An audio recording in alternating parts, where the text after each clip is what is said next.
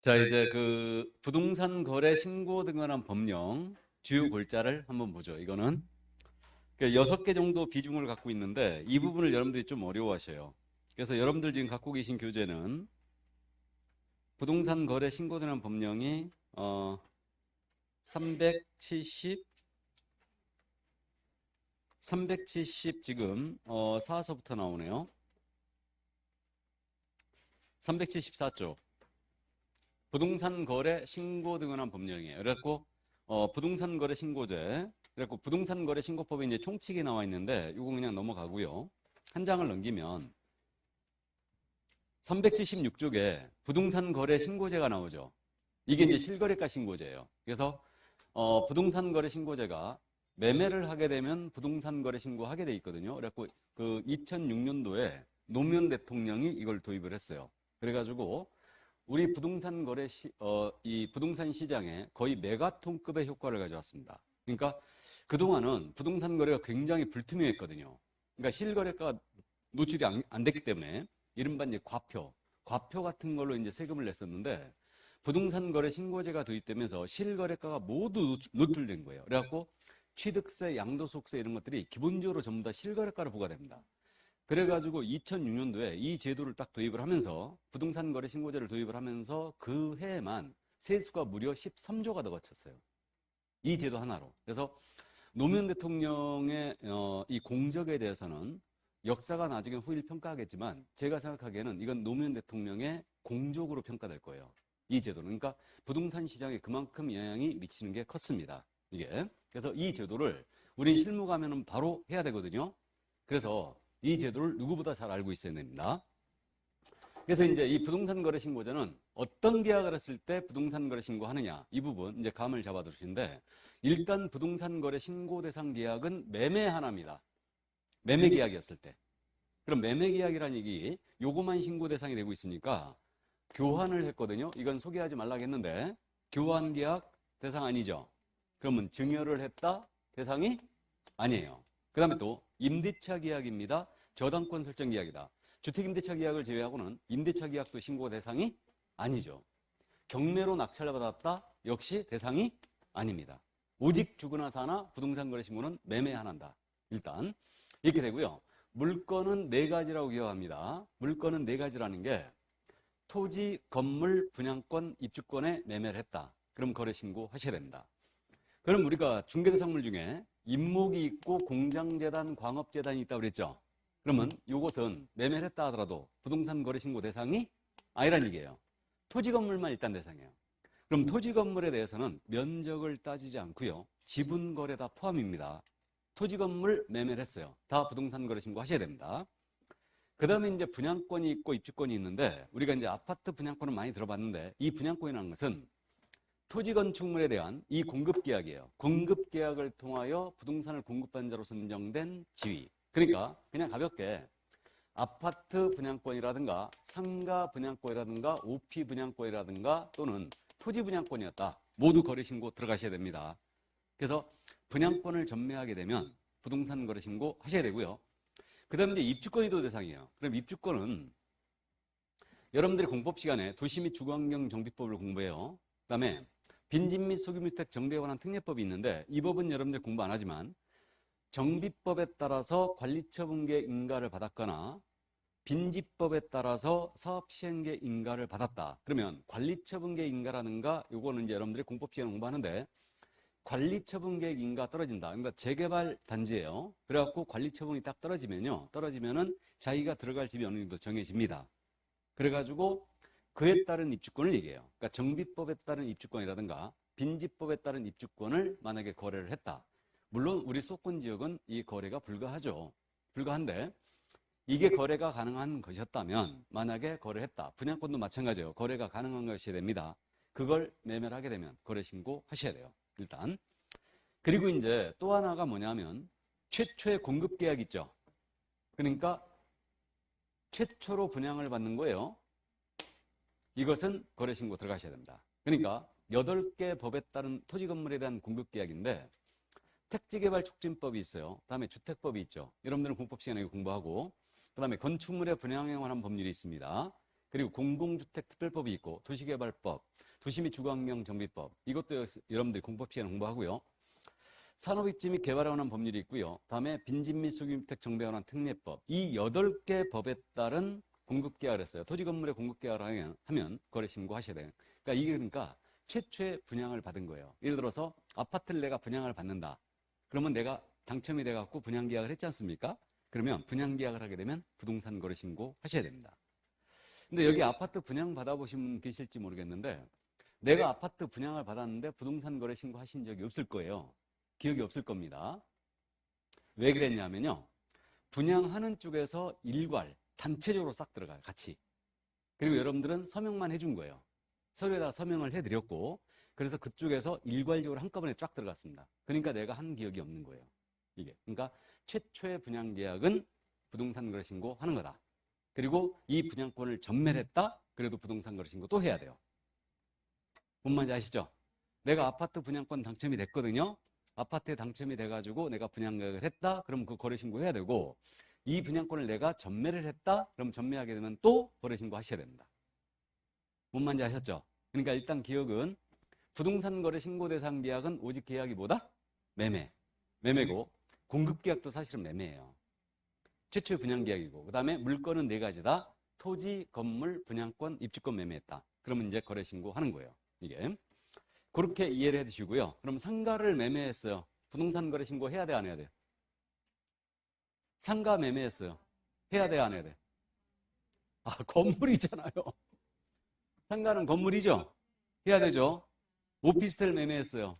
해야 돼, 안 해야 돼? 해야 되죠. 건축물이니까. 맞죠? 토지든 건물이든 건물의 용도는 따지지 않아요. 이게 주택이든 단독주택이든 다세대주택이든 다가구주택이든 아파트든 다 해야 됩니다. 오피스텔도 매매했다. 상가도 매매했다. 다 하셔야 됩니다. 매매라면 무조건 하셔야 돼요. 그래서 이제 그렇게 이해하시면 됩니다. 자, 그럼 이제 당연히 부동산 거래 신고 절차거든요. 그래서 절차를 한꺼번에 딱 나열하면 이렇게 돼요. 이게. 그러면 신고 대상 계약을 했어요. 그럼 이때는 이제 부동산 거래 신고 하는 겁니다. 계약을 체결한 날이에요.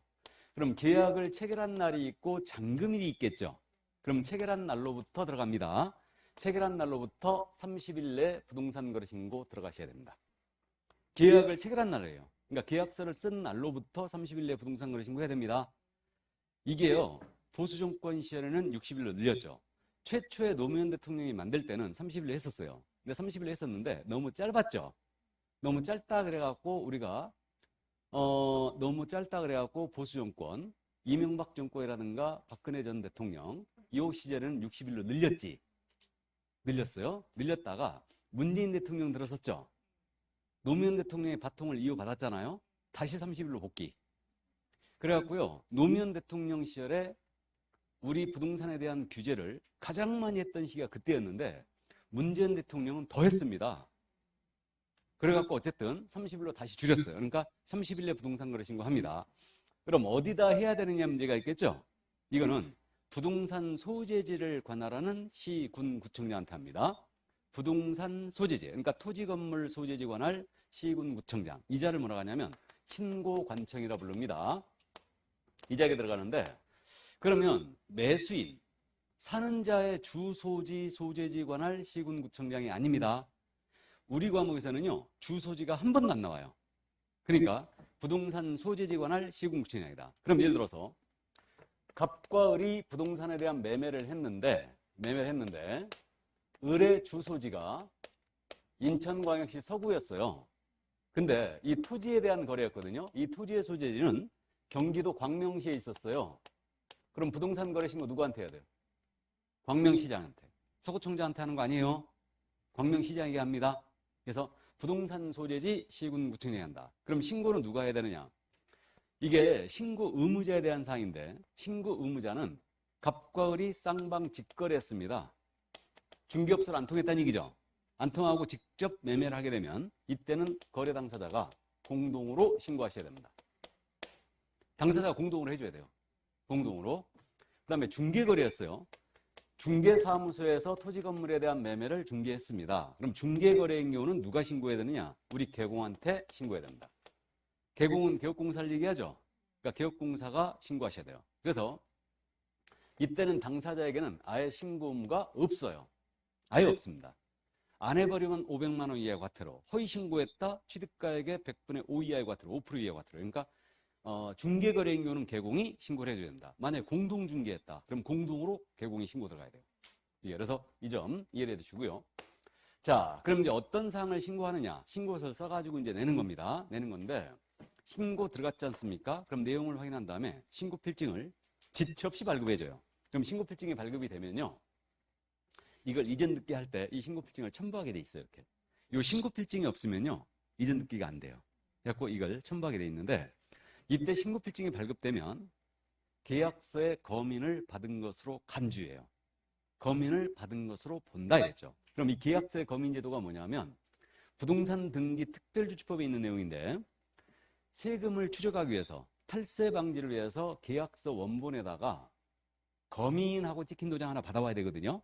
이게 검인받은 계약서라고 해요. 그러니까 이거는 탈세를 방지하기 위해서 현재도 시행되고 있는데, 부동산 등기 특별주법에 의해서 부동산 거래계약 신고필증이 나오면 이 검인도장을 받은 것으로 본다고요. 그냥 찍은 것으로 보는 거예요. 그래서 검인이 의제됩니다. 이게. 자, 그럼 신고필증 발급이 됐거든요.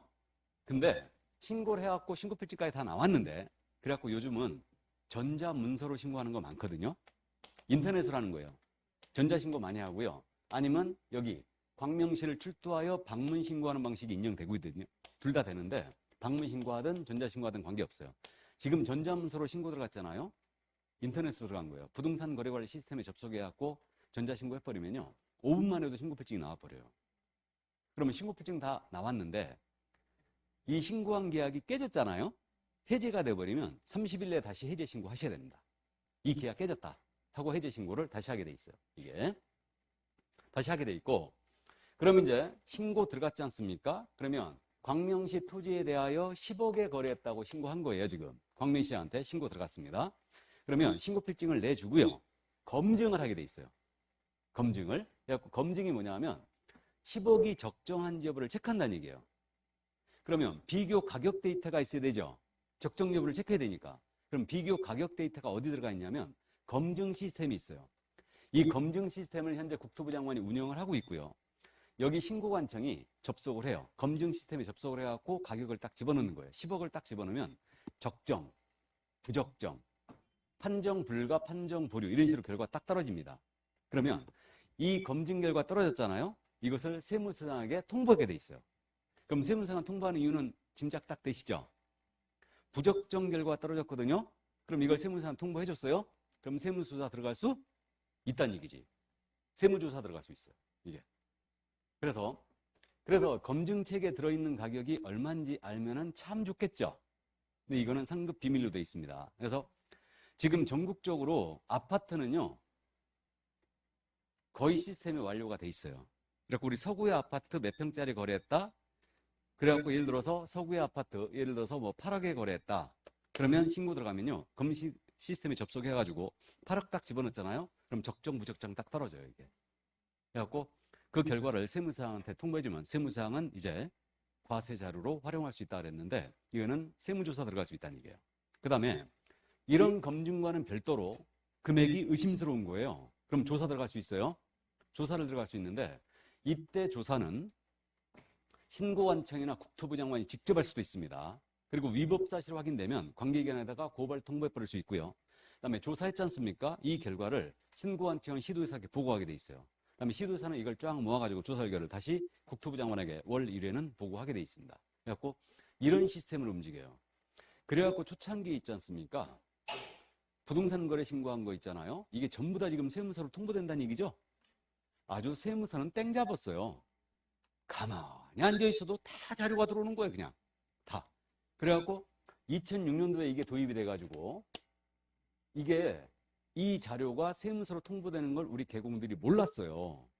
이거를 몰라갖고 2006년도 사업 실적을 2007년도 5월 31일까지 신고하지 않습니까?